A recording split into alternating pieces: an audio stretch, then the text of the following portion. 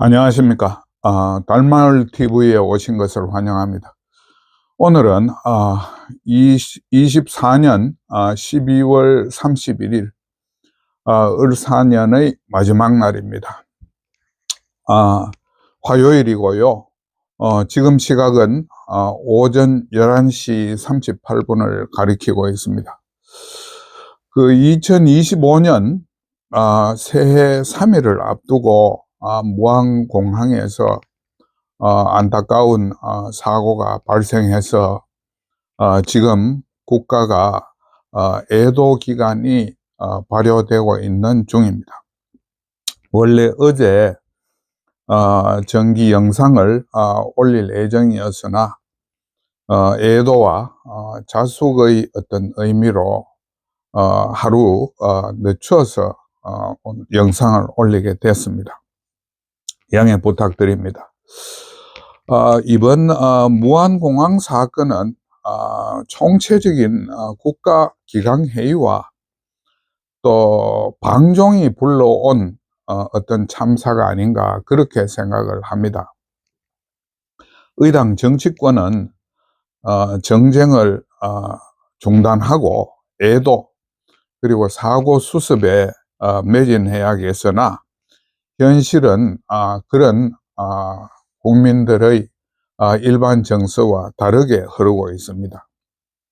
공수본이 대통령에 대한 체포영장을 신청을 해가지고 이게 그 자숙과 애도의 그런 자세가 전혀 비춰지지 않고 이런 비상조치를 시급히 해야 될 이유를 찾기가 어렵습니다. 거기에다가 야당 대표는 정쟁을 우선하는 듯한 그런 발언을 내놨고 민주당은 대통령의 그 거부권 불가를 규정하는 그 헌재법 개정안을 발의해가지고 상식에 어긋나는 정쟁 행위가 전혀 중단되지 않고 있다는 그런 서글픈 현실을 우리가 목격하게 됩니다. 달마을TV의 오늘 그 논평은요, 세 가지 문제를 짚으려고 합니다. 첫째는 네 가지 지금 국가 현안이 있거든요. 여기에 대한 의견을 좀 정리를 해보고, 둘째는 헌법재판소에 대한 또한 우리의 그 주류 언론에 대한 정상적인 기능 회복을 위한 어떤 기대, 이 부분에 대한 말씀을 좀 드리고 싶고요. 그 다음에 마지막으로 무너지는 대한민국 자유민주주의, 이런 상황에 대한 어떤 반성, 요 세 가지 문제를 조금씩 짚어봤으면 합니다. 먼저 네 가지 국가 현안에 대한 이야기가 되겠습니다. 달마을TV가 생각하는 지금 가장 중요한 어떤 시사적인 이슈는요, 국익과 민생을 위해서 민주당이 지금과 같은 의회 쿠데타를 계속해서는 안 된다 라는 데 방점을 찍고 싶습니다. 지금 민주당 또는 국회를 견제할 아무런 수단이 없습니다. 거의 그런 상태가 되어버렸습니다. 이런 상황에서 의회가 하는 그 활동이나 행동들은 국가적인 불행을 가져올 새로운 화근을 만들게 될 수도 있다는 겁니다. 그래서 의회 쿠데타와 같은 이런 행동을 당장 중단해 줬으면 좋겠다, 이런 말씀을 드리고 싶어요. 그 다음에 구체적으로 이 문제에 대해서 우리가 살펴보면 아까 말씀드린 네 가지가 있거든요. 대행체제 무력화 기도를 중단해야 된다. 둘째, 헌법재판관 임명을 급하게 해서는 안 된다. 셋째, 그 상특검은 철회돼야 된다. 넷째, 졸속 입법 남발은 중단돼야 된다. 뭐 이런 네 가지의 어떤 국정 현안들이 있는 것 같습니다. 그 중에서 그 대행 체제 무력화 기도에 대해서 제가 말씀을 드리자면, 이거는 어떤 당파의 권력욕을 위해서 나라의 이익을 침해하거나 국민들의 불이익을 초래하는 그런 일을 벌여서는 안 된다는 겁니다. 아무리 그 비상 상황에 있다 하더라도 지금 말이죠, 그 민주당이 지켜야 될 금도가 있다는 겁니다. 지금 대행 체제가요, 결국은 무너지면 우리나라의 그 행정부가 사라지는 거 아니겠습니까? 5천만이 타고 있는 이 배에 선장, 대통령이죠. 대통령을 탄핵하고, 그 다음에 항해사, 국무총리죠. 국무총리를 탄핵하고, 그것도 모자라서 지금 기관장, 현재 뭐 기획부총리입니다. 기획부총리, 여기까지 지금 탄핵을 한다는데, 이거는 저는 명백히 반국가 행위라고 생각을 합니다. 아무리 우리가 정치적인 견해가 다르고 상대와의 정치 투쟁을 한다 하더라도 나라의 어떤 기본 모습, 이것까지 완전히 거들내는 것은, 이거는 정치 행위가 아니고 반국가 행위라고 저는 그렇게 단정을 하고 싶어요. 이런 상황으로 가면 배가 어디서 좌초되고 난파될지 모르는 그런 상황이 연출될 것이 뭐 분명하지 않습니까? 그래서 적어도 그 대행 체제에 대한 탄핵은, 저는 이거는 반국가 행위라는 점을 분명히 하고, 그런 그 행동을 정치적 그 공격을 당연히 중단해야 된다, 이렇게 의견을 밝히는 겁니다. 두 번째요, 헌법재판관 임명을 지금 급박하고 있지 않습니까? 대행 체제에. 근데 이거는 상권 분립을 부정하는 행위라고 저는 그렇게 생각을 해요. 아무리 비상 상황이라도 그 헌법재판관은 지난번에 한덕수 총리가 이야기했다시피 양당의 지지와 합의가 기본이 돼야 됩니다. 이 사람들은 어떤 정파를 위해서 움직이는 게 아니에요. 나라의 그 골간을 붙잡고 있는 그런 역할을 해야 될 사람들인데, 이 사람들을 어떤 특정 정파에서만 찬성하는 사람을 뽑아 올린다면, 그거는 이미 그 헌법재판소라는 권능을 부정하는 것이나 마찬가지라고 그렇게 생각합니다.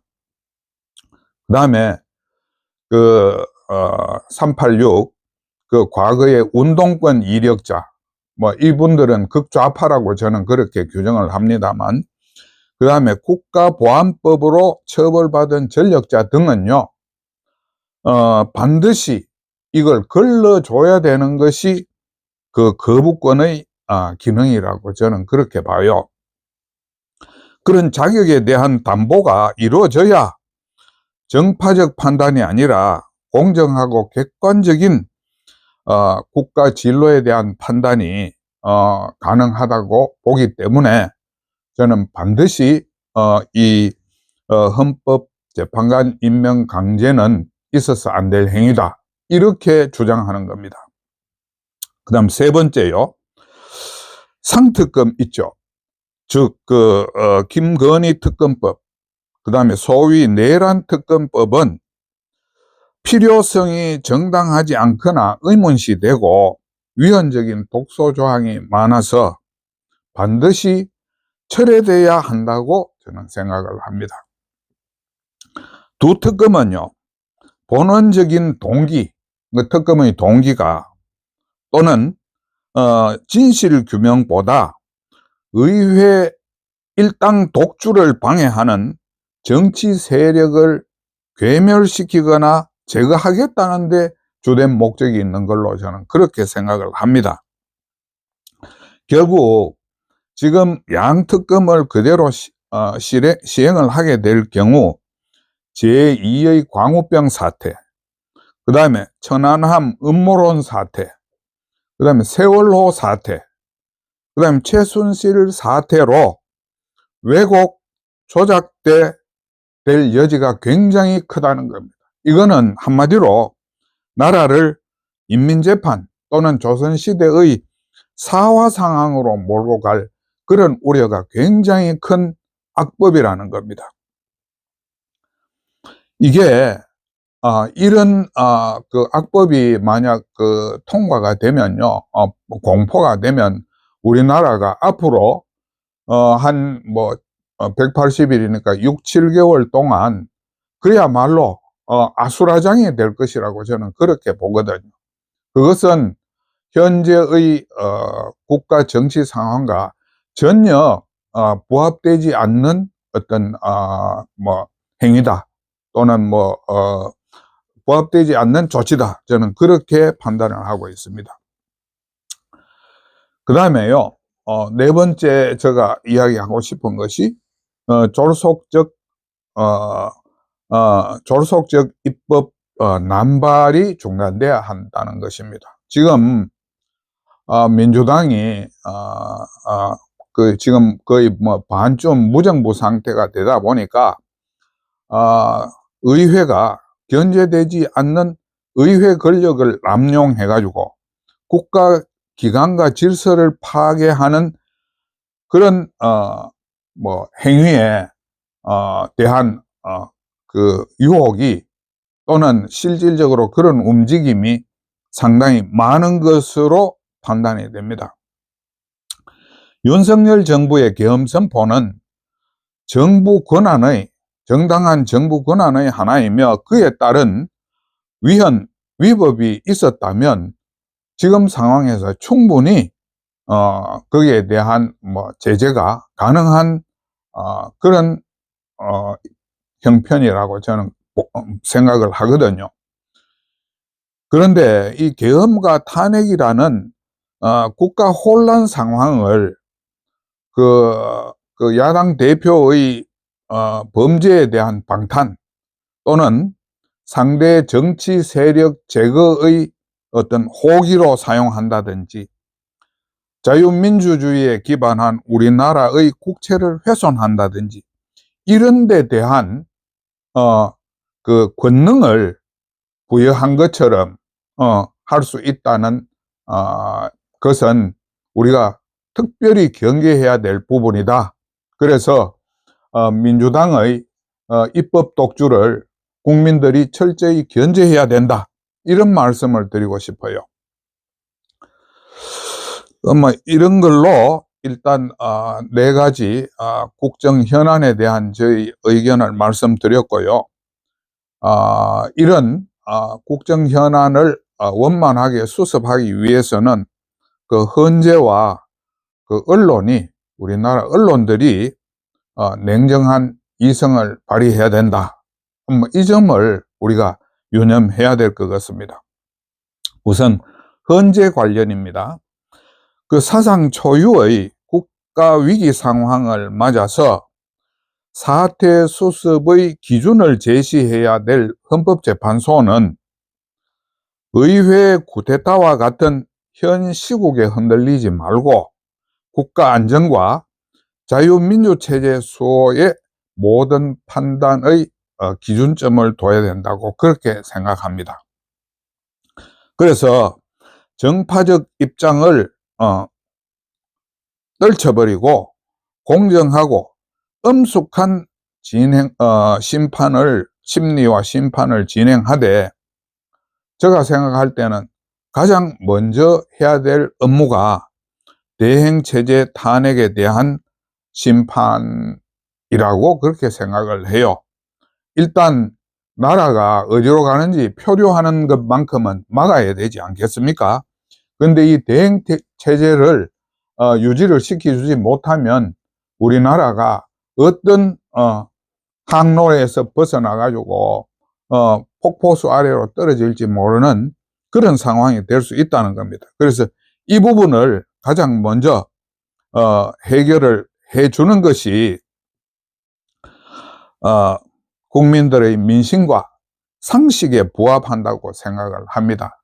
그 헌법재판소가 민심과 상식을 벗어나는 판단을 한다면 그것은 저는 정파적인 판단이라고 그렇게 말씀드리고 싶어요. 그 다음에 대행체제에 대한 대행체제 탄핵에 대한 심판을 우선하고 지금 국가 비상사태의 원만한 수습을 위해서는 야당 대표 방탄이나 국정 방해 목적이 분명한 그런 탄핵 사건들을 일괄, 기각 또는 각하 등의 법적 결단을 내려야 한다고 그렇게 생각을 해요. 그래서 국가 기능을 정상으로 돌려야 지금 대통령 부재, 국무총리 부재의 상황을 어느 정도 만회해 나갈 수 있지 않나 이렇게 보는 겁니다.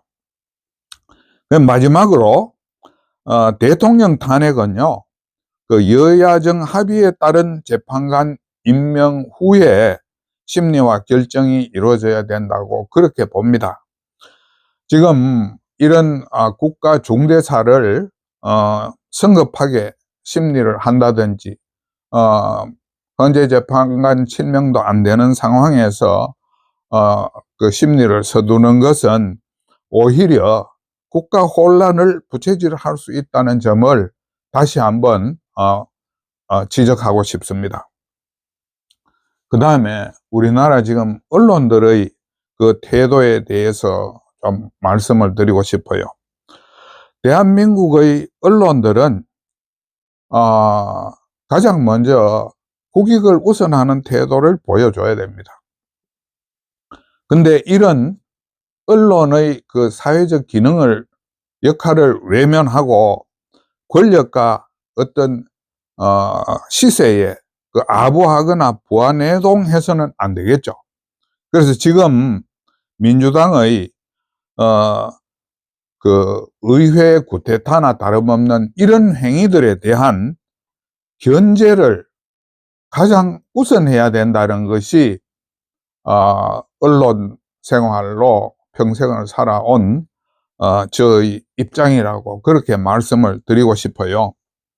강한 자에게는 목소리를 낮추고 약한 자에게 가혹한 잣대를 들이대는 것은 가장 비겁한 행위고요. 억강부약이라는 강한 것을 누르고 약한 것을 도와준다는 그런 언론의 존재 이유를 부정하는 것이나 다름없습니다. 특히 민주당에 편향된 보도의 이중 기준을 바로잡아줘야 된다고 저는 늘 그렇게 생각을 해왔습니다. 우리가 한번 볼까요? 왜 극우는 있는데 극좌는 없습니까? 우리 언론들이 민주당의 프레임에 놀아나고 있다는 겁니다. 극우가 있으면 반드시 극좌가 있어야 되는 겁니다.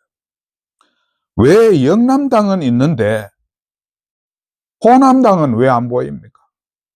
그것도 역시 어떤 그 민주당의 프레임 내지는 좌파 세력의 프레임에 언론이 놀아나고 있는 것이다. 그렇게 이야기를 해야 된다는 겁니다. 왜 계엄 선포 세력은 있는데 계엄 유발 세력은 왜 없습니까? 여기에 대한 언론은 법적 판단을 하는 것이 아니고 상식과 우리의 관습, 관행에 대한 판단을 하는 겁니다. 그렇다면 계엄 유발 세력에 대한 비판도 계엄 선포 세력에 대한 비판만큼 강해져야 된다는 것이 저는 언론의 균형 감각이라고 그렇게 생각을 해요. 그 다음에 우리 언론들이 왜 좌파의 내로남불을 그야말로 하나의 양념인 것처럼 생각하고 그것을 윤리적 범죄라는 이런 입장에서 접근하지 않는지, 그것도 저는 이해할 수가 없다는 겁니다. 그런 이런 이중 기준, 이중 잣대로 언론들이 지금까지 보도를 해왔는데, 이미 죽은 권력이나 마찬가지인 윤석열 정부에 대한 부관 참시를 멈춰야 됩니다. 이거는 비겁한 행위입니다. 멍석마리 기사, 인민재판 기사, 동기와 결과에 대한 고려 없이 기계적 중립을 강변하는 기사 생산을 멈춰야 됩니다. 그렇게 해야 우리가 정상적인 사회가 정상적인 사고, 합리적인 사고로 돌아올 수 있다는 겁니다.